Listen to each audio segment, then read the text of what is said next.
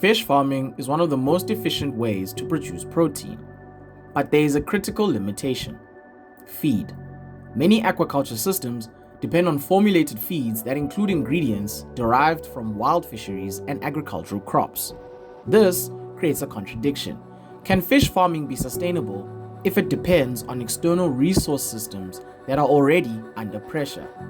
If feed is not sustainable, the entire system is constrained. Fish require specific nutrients for growth: protein, lipids, essential amino acids, and fatty acids.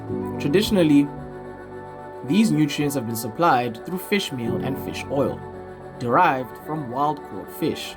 This creates a direct link between aquaculture and wild fisheries.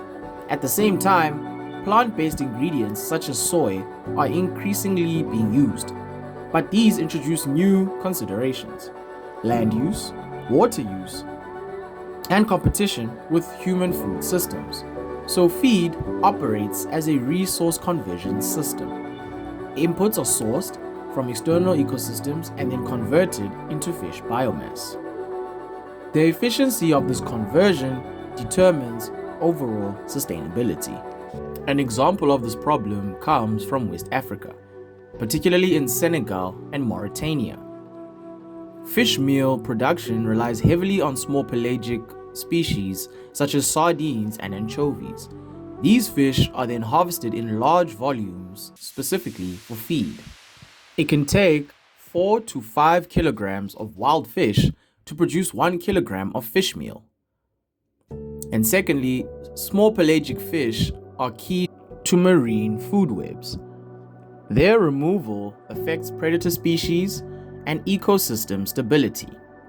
Third, these fish are also a direct protein source for local populations, so their use for feed creates competition between aquaculture feed and human consumption. So what this actually means is that aquaculture appears efficient at the farm level, but the system is externally dependent. Protein is being extracted from the ocean, converted into feed, and converted into farmed fish. So this limits scalability because the input system is finite. The solution is to redesign feed systems. The key innovations here include alternative protein sources.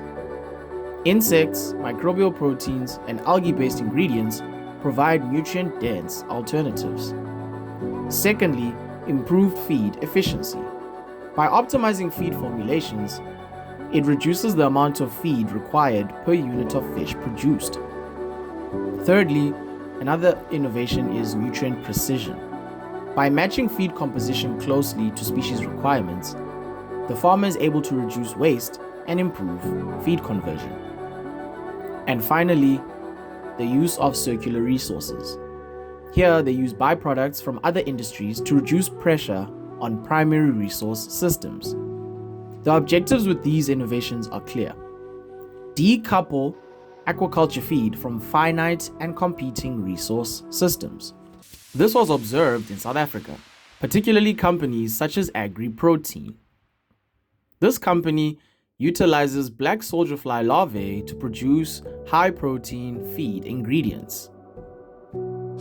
By doing this, the company noticed multiple benefits.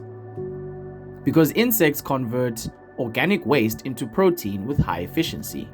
Additionally, the feed is produced from organic waste streams rather than wild fish or dedicated crops. So by this, they managed to decouple essential resources.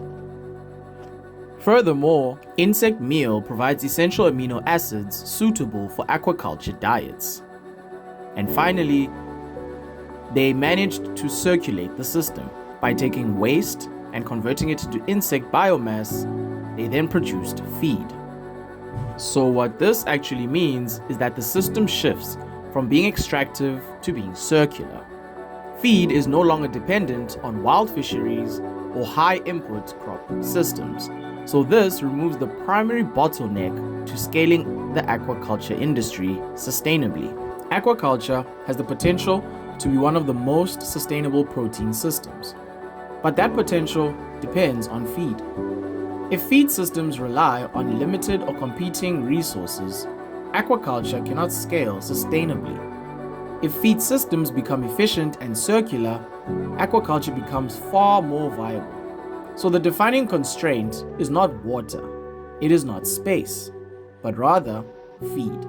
Because in aquaculture, what goes into a system determines what the system can become.